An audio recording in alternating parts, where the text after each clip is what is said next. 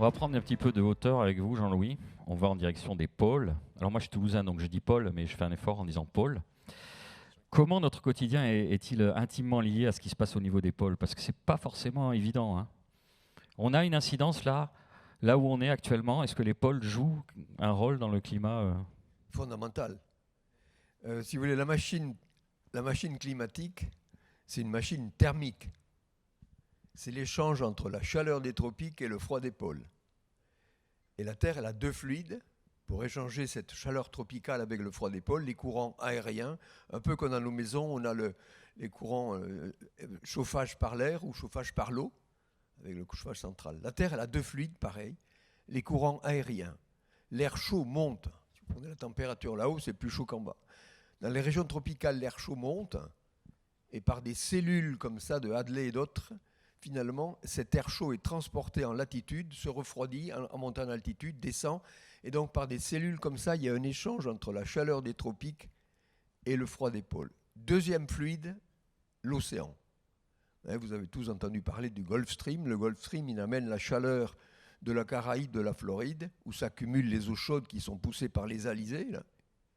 Et puis le Gulf Stream prend cette chaleur et l'amène vers le Groenland, le Spitzberg. Cette eau se refroidit, plonge et part dans le courant mondial. Donc vraiment, les pôles sont des acteurs absolument essentiels.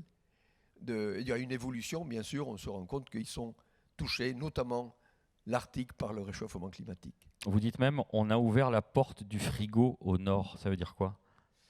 On a ouvert la porte du frigo au nord. Le nord est en train de perdre sa capacité à refroidir parce que le nord s'est réchauffé de 4 degrés, l'Arctique, de 4 degrés en 70 ans. Parce que l'Arctique change de couleur. Ça c'est le prochain projet, là. C'est un peu... L'Arctique change de couleur. C'est ça qui fait que l'Arctique se réchauffe. Il y a ce qu'on appelle l'effet albédo. L'albédo, c'est la capacité du blanc à réfléchir le rayonnement du soleil. Cette région de l'Arctique était majoritairement blanche. L'océan Arctique, le pôle Nord est au milieu d'un océan. L'océan Arctique gèle, il gèle à l'heure actuelle, c'est la nuit, mais il gèle, si vous voulez, c'est de la glace. Et la glace, dès que la lumière revient, le blanc réfléchit le soleil. Tout autour, l'immense Sibérie, le Canada, tout ça était recouvert de neige une grande partie de l'année. Aujourd'hui, avec le réchauffement, vous avez une libération. Il y a moins de glace sur l'océan Arctique. On a des images qui nous sont données tous les ans à la fin de l'été, où on voit bien que la glace réglisse sur l'océan.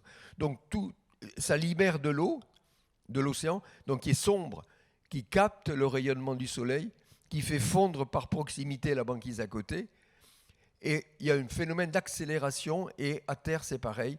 La neige arrive plus tard, elle revient plus tôt. Donc l'effet albédo, cette protection du blanc de l'Arctique est en train de disparaître. Donc on a ouvert la porte de frigo, il perd de sa capacité à refroidir dans l'hémisphère nord. Oui. Est-ce que c'est encore possible de limiter la fonte? Alors, juste, vous me posez une question. J'avais fait une conférence en rentrant de l'Antarctique. Je change d'hémisphère, là, hein, l'Antarctique, le sud.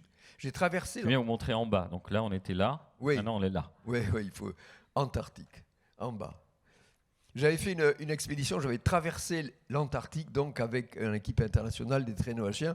Et en rentrant, je faisais une conférence, c'était au mois de juillet 90, avec Claude Lorius, qui est un de nos éminents glaciologues, qui a eu cette idée géniale. Il travaillait avec comme assistant Jean Jouzel à l'époque, que dans les petites bulles d'air emprisonnées dans la glace, ces bulles d'air, elles ont été faites au moment où la glace s'est faite, on pouvait trouver l'histoire du climat de la Terre, parce qu'effectivement, si on fait des carottes profondes, on les fait fondre, l'air qu'elles dégagent, on fait l'analyse, et on fait l'histoire du climat. Ils sont à 800 000 années pour le moment. Hein, des carottes profondes, comme ça, il faut...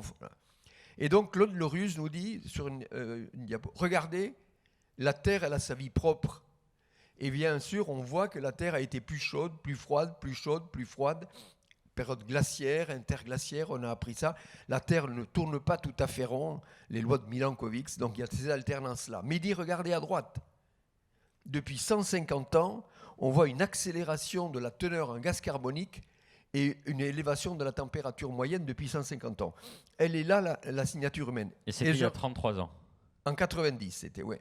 Et il dit, cette phrase-là, c'est pour répondre à votre question, en parlant du réchauffement climatique, Le processus est enclenché. Vous voyez ces deux mots, le processus, cette machine climatique se détraque, mais le processus est enclenché, ce qui donne une idée de l'inertie de ce phénomène-là. Donc, qu'est-ce qu'on peut faire ? Il faut qu'on fasse, on va l'évoquer, mais c'est avant qu'on arrête le réchauffement et l'impact sur la banquise, il y en a pour un moment. Le processus est enclenché. C'est une fièvre chronique que nous avons qu'il faut soigner avec un traitement d'urgence, quoi. Alors, quand on vous a demandé de nous donner une phrase un petit peu clé pour cet événement, vous avez dit « Énergie, climat, démographie, l'équation du siècle, chacun doit être efficace sur sa zone d'influence ». Mettons qu'on soit à cette échelle, ici à Toulouse. Comment on agit à notre échelle territoriale ? Alors, chacun doit être efficace sur sa zone d'influence, hein. On est citoyen, on est maire de Toulouse, on a chacun une zone d'influence sur laquelle on peut agir, effectivement, avec des niveaux de décision. La question m'est souvent posée quand je fais des conférences auprès de tout public, grand public. Et donc, la question, c'est « Mais monsieur, vous trouvez qu'ils en font assez ?» Sous-entendu, les autres, bien sûr, quoi, hein. Comme s'il y avait un bouton, si vous voulez, magique à la mairie de Toulouse, ou à l'Élysée, au Vatican, à la Maison-Blanche, on et off, et ce couillon, il n'a pas compris qu'il faut mettre sur off depuis qu'on le lui dit. Et donc, il y a une méconnaissance de l'inertie du sujet, vous voyez. Et donc, quand on me dit, vous trouvez qu'ils en font assez ? Donc, je renvoie la question, je dis, et vous ? Qu'est-ce que vous faites alors ? Et donc, je disais régulièrement, mais je le dis toujours, soyez des investisseurs de la solution. Regardez, je viens de faire, je suis arrivé en avion de Paris, tous ces toits qui ne servent à rien. Je dis, vous avez une maison ? Oui, mettez des panneaux solaires sur le toit. Moi, j'en ai dans le Tarn, dans ma maison, là. Régulièrement, l'EDF, parce qu'ils ont une obligation d'achat, me fait un chèque à peu près de 2500, 2600 euros par an. C'est intéressant. Je dis, au lieu de mettre l'argent à la caisse d'épargne, je ne sais pas si y a le directeur de la caisse d'épargne là, mais peu importe. Maintenant, ils sont passés à 3%. C'est mieux qu'à l'époque où il y avait, quand je dis, il y avait qu'un. Mais soyez des investisseurs, mettez des panneaux solaires sur le toit. Vous allez voir, vous allez faire, parce qu'on va tous avoir une petite voiture électrique bientôt. Vous allez faire le plein avec le soleil. Il y a du fun. Vous allez voir, c'est génial. Et puis mardi, faire soleil, vous allez faire la lessive avec le soleil. Vous voyez, devenez des acteurs, des investisseurs. Je crois que c'est ça qu'il faut. Il faut montrer qu'il y a un chemin à chacun d'entre nous dans son niveau de responsabilité, quoi. Vous savez, vous avez dit quelque chose qui a peut-être fait passer un frisson dans la salle. Vous avez dit, quand je suis passé en avion tout à l'heure. Oui. Est-ce qu'on peut encore prendre l'avion, Jean-Louis Etienne ? Ben, oui, il décolle très bien, il atterrit très bien, en toute sécurité. Oui, c'est pas, encore une fois, si vous voulez, je n'ai pas honte de prendre l'avion, si vous voulez. Alors, je ne vais pas entrer dans l'histoire du TGV qui va faire de Bordeaux à Paris, mais c'est là qu'on se rend compte qu'effectivement, trouver un autre moyen de circulation pour faire Paris-Toulouse, il n'y a plus, comment il s'appelait le train ? Le Capitole, qui était un train merveilleux que l'on a pu, il y a longtemps de ça, hein. On allait à Paris très vite, c'était la solution. Maintenant, qui va passer par Bordeaux, peut-être. Mais oui, je prends l'avion quand c'est nécessaire. Et je vais aller plus loin dans ma culpabilité. Je dois faire une conférence la semaine prochaine à Marseille. Oh mon Dieu. J'habite à Paris. Ah oui. Mais là, c'est... Il n'y a pas de place dans le train. Le 21 décembre. J'avais oublié que c'était les vacances et il y a des grandes transhumances. Et alors tout à l'heure, vous verrez, peut-être quelqu'un de la SNCF vous expliquera que si vous y prenez à l'avance, c'est pas cher, il y a des places. Oui, mais c'était la semaine dernière pour le 21. Bon, écoutez, on va faire jouer nos relations, ils sont là, non, mais on en parle tout à l'heure. Je vous prie de m'excuser, j'ai déjà pris le billet d'avion. Dernière question, finalement, on sait que 90% des produits manufacturés transitent par les bateaux. Est-ce qu'on parle souvent de relocalisation, de réindustrialisation. Est-ce que ça fait partie de la solution ? Vous avez 1 minute 17. 1 minute 17. Ouais. Oui, c'est vrai que 90% des produits manufacturés passent par la mer, quoi, hein. Donc il y a un effort à faire déjà sur le transport maritime pour être efficace.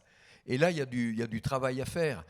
La solution, elle est comportementale dans tous les lieux où on peut agir, si vous voulez, mais elle est technologique. C'est un accompagnement technologique qu'il faut, effectivement, faire des avions qui consomment moins, parce qu'on aura quand même l'obligation de se déplacer vite ou de se déplacer loin.